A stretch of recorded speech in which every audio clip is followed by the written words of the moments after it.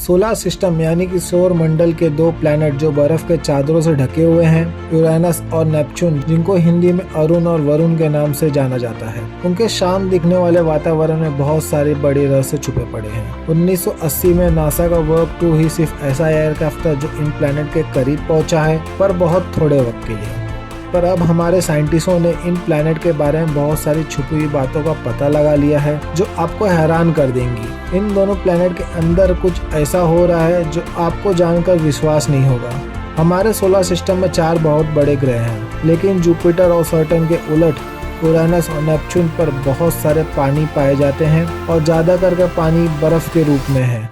और अब रिसर्च से पता चला है उन बर्फ के नीचे समुंदर भी हो सकता है। बस यही नहीं, रिसर्च से ये भी पता चला है कि उन बर्फ के नीचे जो समुंदर है उसमें बहुत सारा मैग्नीशियम भी है, और हम ये सब बहुत जल्दी जानेंगे। उससे पहले हम आपको ये बता देना चाहते हैं कि भले ही यूरेनस और नेपच्यून को गैस प्लैनेट कहा गया है, पर उन दोनों प्लैनेट को आइस प्लैनेट भी कहा जाता है, क्योंकि उसमें बर्फ के बड़े बड़े पहाड़ पाए जाते हैं जो उनके गैस से बहुत ज़्यादा है। पर वक्त के साथ कुछ अजीब चीज़ें खोजी गई हैं। हमारे शोधकर्ताओं ने ये पता लगाने की कोशिश कर रहे हैं यूरेनस और नेपच्यून के सतह पर क्या चीज़ें हो रही हैं। बस इतना ही नहीं, शोधकर्ताओं का मानना है कि अगर हम उसमें से किसी प्लैनेट पर उतरते हैं तो हमको डायमंड यानी कि हीरे की बारिश भी देखने मिल सकती है। अब कुछ शोधकर्ताओं ने ये भी पाया है कि इन प्लैनेट में हो सकता है कि समुंदर में ही डायमंड हो। दिमाग चकरा देने वाली बातें हैं ना। ये कैसे हो सकता है, इसे ध्यान में रखिए, हम कुछ ही देर में इसको जानेंगे।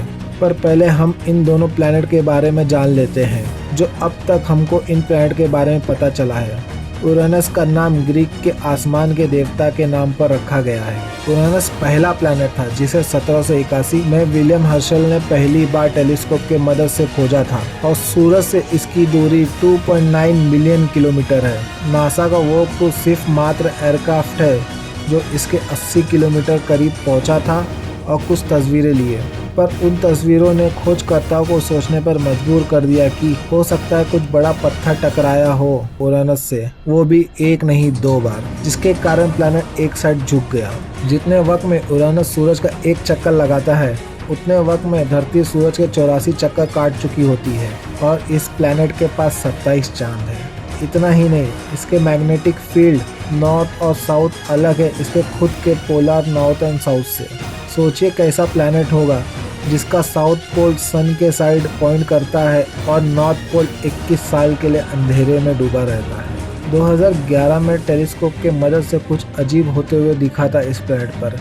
एक बहुत बड़े मीथेन का बवंडर था, यहाँ तक कि कुछ बवंडर हबल टेलीस्कोप से भी दिखाई दिए थे। कुछ बवंडर तो इंडिया से 2 गुना बड़े थे। मीथेन और अमोनिया का बादलों का एवरेज टेम्परेचर -192.8 डिग्री सेल्सियस तक हो जाता है, और हवाओं का रफ्तार 144 किलोमीटर प्रति घंटा तक पहुंच जाती है।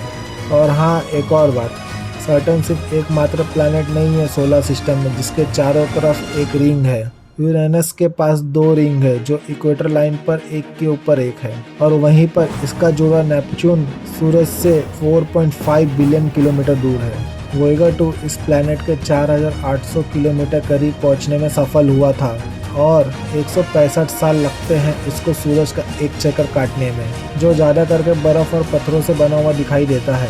और नेपच्यून धरती से 10 गुना बड़ा है, और वहाँ का वातावरण 3/4 हाइड्रोजन है, 1/4 हीलियम के साथ थोड़ी मात्रा में मीथेन है जिससे बादल बनते हैं। जिस तरह जुपिटर को एक बड़ी लाल आंख है जिसे रेड आई के नाम से जाना जाता है, उसी तरह नेपच्यून में भी बहुत बड़ा ब्लैक स्पॉट है जो बहुत बड़ा बवंडर है, लगभग 11,000 किलोमीटर का, हमारे पृथ्वी जितना बड़ा, और नेपच्यून में 1100 किलोमीटर प्रति घंटा से आगे बढ़ रहा है।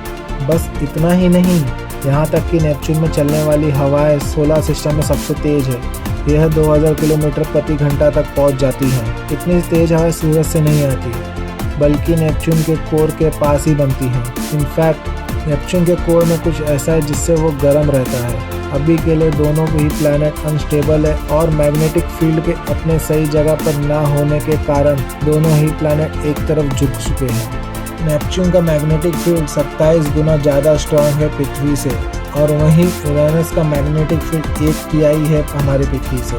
दोनों ही प्लैनेट का वातावरण में हाइड्रोजन और हीलियम है और थोड़ी मात्रा में मीथेन है, और इस वातावरण के नीचे कई गुना तापमान और दबाव है, जैसे कि पानी, मीथेन, अमोनिया, जो इस प्लैनेट के कोर में दबे हुए हैं। यही कारणों के कारण खोजकर्ताओं को लगता है कि इन दोनों विशाल बर्फीले प्लैनेट पर डायमंड की बारिश होती होगी। ये संभव हो सकता है क्योंकि इन दोनों प्लैनेट में विशाल बर्फ, प्रेशर और हीट बनते हैं, जिससे वो हाइड्रोजन गैस को लिक्विड हाइड्रोजन में बदल देती है। मीथेन के 4 हाइड्रोजन होते हैं जो वातावरण में मिलते ही खत्म हो जाते हैं और सिर्फ कार्बन बचता है, और वो इतना प्रेशर पाने के कारण डायमंड का रूप ले लेता है। नेपच्यून के कोर का टेम्परेचर 7000 डिग्री सेल्सियस तक पहुंच जाता है, जो कि सूरज के टेम्परेचर के इतना ही है, और वहीं यूरेनस का कोर का टेम्परेचर 4900 डिग्री सेल्सियस तक पहुंच जाता है। तो हाँ, ये दोनों प्लैनेट पर डायमंड की बारिश होती है।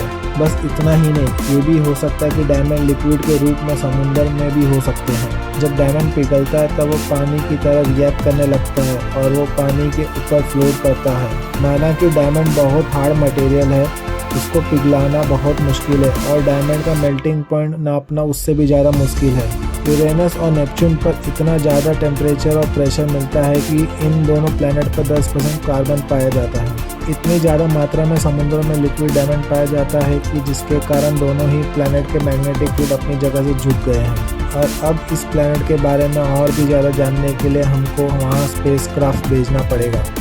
नासा के रिसर्चर्स और साइंटिस्ट इन कोशिशों में लगे हुए हैं कि इस दोनों प्लैनेट के बारे में और क्या क्या पता लगा सकते हैं।